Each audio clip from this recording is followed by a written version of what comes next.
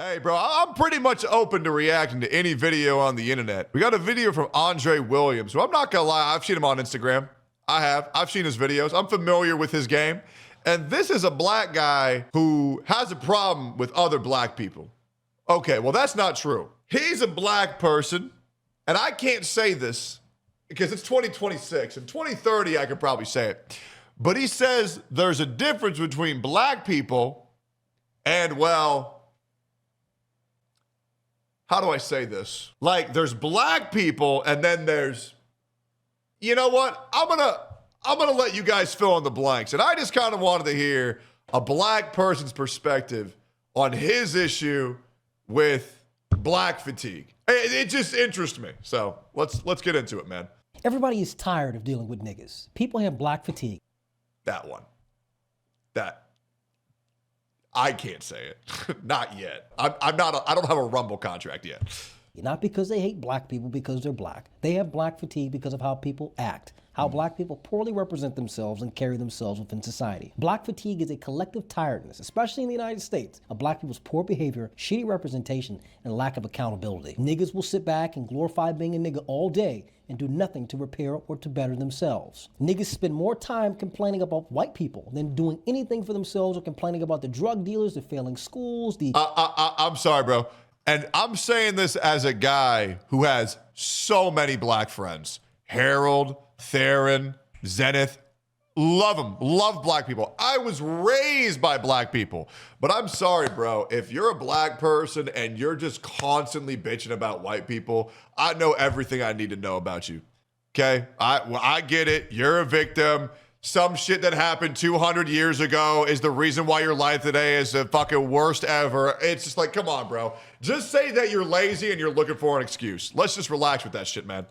Disruptive black women, all the problems that we have, we can blame ourselves for. But we rather sit back and blame the white man for it. That's why people are tired of dealing with black people, because there's no positive solution. Like, nobody should make their entire identity that they're a victim. Right? I believe that hard work can overcome everything. And don't get me wrong. The things that black people have gone through are horrible. Right? Absolutely fucking horrible. Right? But to say that we can't overcome that 200 years later is crazy. I mean, there's many successful people of all races in all countries. Right? So, you know, I think subscribing to that idea of that identifying as a victim is going to keep you a victim your entire life. And if all you want to do, and this is the same thing for me, if all I ever wanted to do was just to feel bad for myself, I would never have a reason to move forward.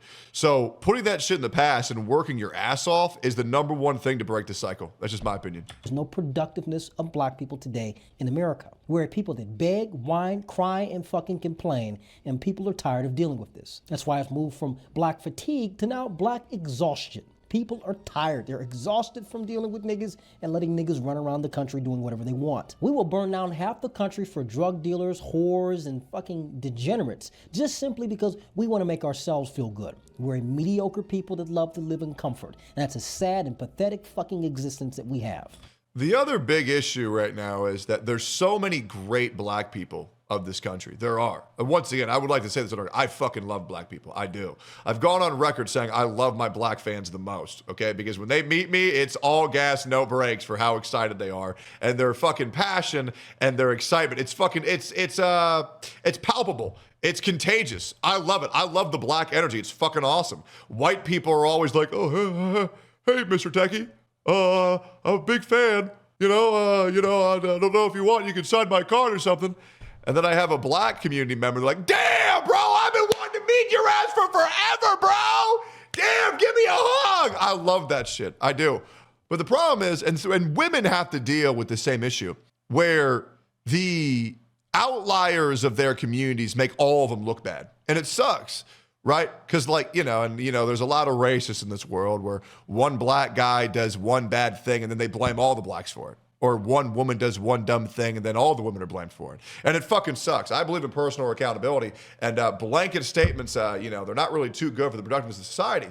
But I know there's a lot of black people who are angry at other black people for kind of reducing the rate at which they can move forward as people. It's a shame. All this fighting and all the shit that we've gone through, and now we've amounted to this. Our ancestors are fucking turning in their grave looking at black people today. They're greatly disappointed in what we've done and what we've produced. Nobody today hates black people because black people exist. Nobody has a hatred of black people because black people are black. People have a disdain for black behavior, and guess what? We're judged by the content of our character and not the color of our skin today. Martin Luther King will be so proud that we got exactly what the fuck we wanted and what we deserve today. So how do we stop people from having black fatigue? How do we change this? How do we turn it around? Well, niggas, you're gonna have to do a lot of work. We have three major issues we have in the black community today. The first is crime. Crime is the biggest issue within the black community. It's we, at the end of the day, we have to deal with the crime and instability that affects our community. Black children can't grow up and have a stable life if they're surrounded by filth, crime, and degeneracy each and every day. That's not the white man coming into the community and shooting up the gas station and the bus stop. That's black people doing it because that's what? We glorify music of violence. We glorify a culture of instability. We glorify a culture of having no order and no control for ourselves and around us. Per capita. Yeah, I'm not gonna lie, bro. There's some crazy ass rap music out there. Like just talking about like cutting motherfuckers up. Like, dude, oh my God. There's a song called Meat Cleaver. I think it's by the rapper called Brother Lynch Hung. And this song was wildly popular. I think it like has like well over like 3 million views on YouTube. And it's about like some dude like glorifying like killing his wife, chopping him up, and then like eating him. And I'm like, bro, what the fuck are we doing? And the song's like, you know, it's not banned, it's not taken off the internet or nothing, right? Like there's so many rap songs about like killing any motherfucker that disagrees with you. You know, everybody's shooting up drugs, fucking hookers. You know, that shit's crazy, bro. And you know, there's other songs that say other things that get you like, here's what I'm gonna say. And I think a lot of people are gonna know what I'm talking about. If we're gonna allow people to write music and say whatever they want about committing crimes and killing people and doing drugs and eating people, well, if that music is allowed, then most likely all music should be allowed because we can't really stop because either none of it is okay or all of it is okay. And that's the problem. Are songs just songs or are they declaration of intent? And in my opinion, songs are just songs. Whether you disagree with their lyrics or not, songs are just songs.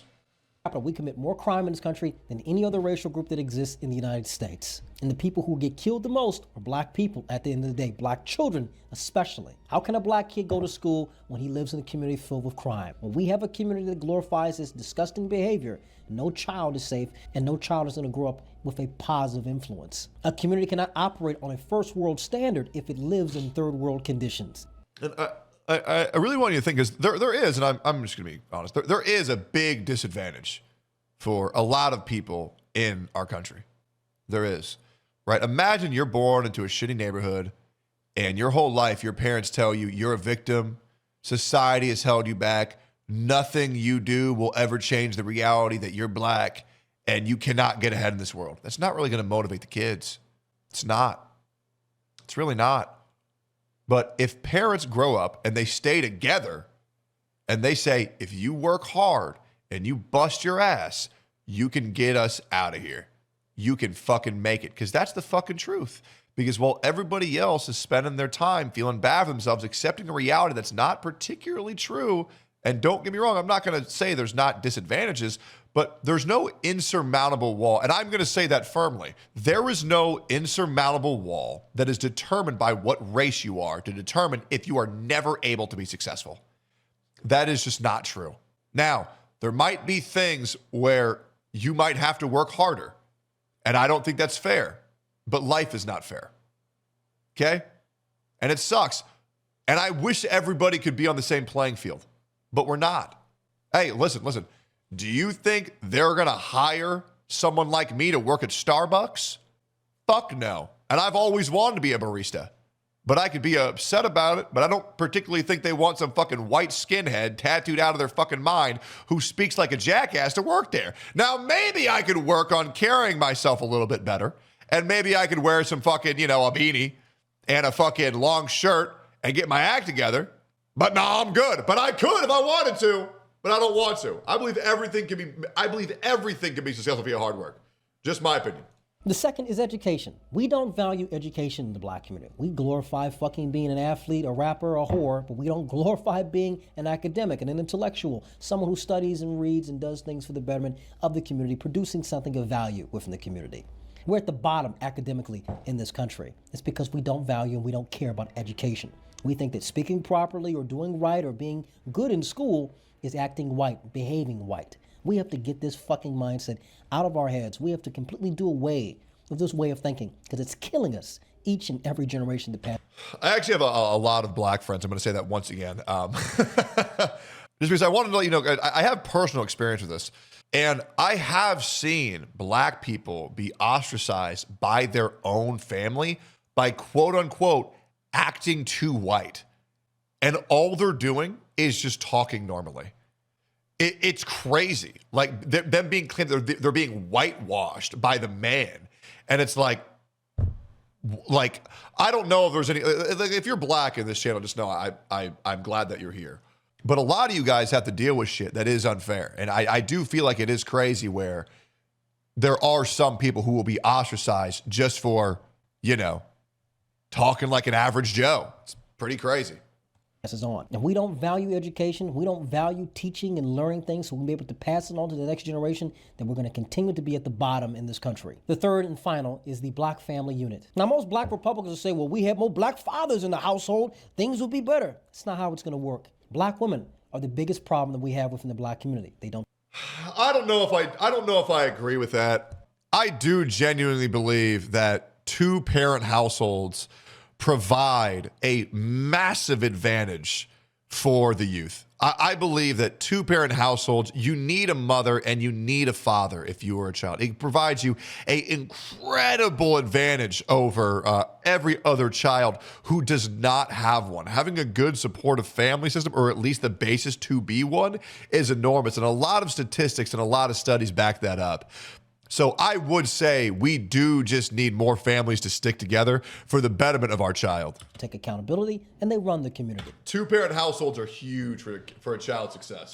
Black women need to understand that they're not the prize. They're not the ones who establish order. They're not the ones who establish relationships. They're not the ones who should be in any control of anything within our community. It's black men that have to take power and be extremely aggressive in holding and maintaining power for the sake of our existence. I advocate for a lot of black men of claiming custody of their children, having custody of their children over black women. I think a black child is in a better quality care in a black man's hands than he is a black woman. Black men have to come back into the community and reestablish order within the community. Tell black women to shut the fuck up, sit the fuck down, and sit the fuck out, and learn to support and listen. We need Maybe I don't get this point because I'm not black, but I do just think two-parent households working in unity is always the best option. Maybe if I was more black, I would understand this one. But for me, I do believe that a proper two-parent household is much better. Black men in a household, not for the boys, but for the girls, so they can see a shining example of what a black man should be, so they can be able to support a black man that they love in their lives. That's the missing link. It's not that we put more black fathers so the boys can learn to listen. No, we already have enough of that. And guess what? These niggas don't listen because they're raised by effeminate fucking black men and masculine black women who've never had a strong male role model in their life. We fix these three problems in the black community. We actually focus on solving these issues. We actually can have a chance at doing something better and going in a better direction. If you're black Gen Z, we are the only generation that has a chance of fixing and turning around this mess that we're in. We're the only generation that can actually solve these problems. If we don't, then it's going to be a terrible existence for those who come after us. It's imperative that we reestablish order within our community and take our community in a better direction. We can do no otherwise. Do better, niggas.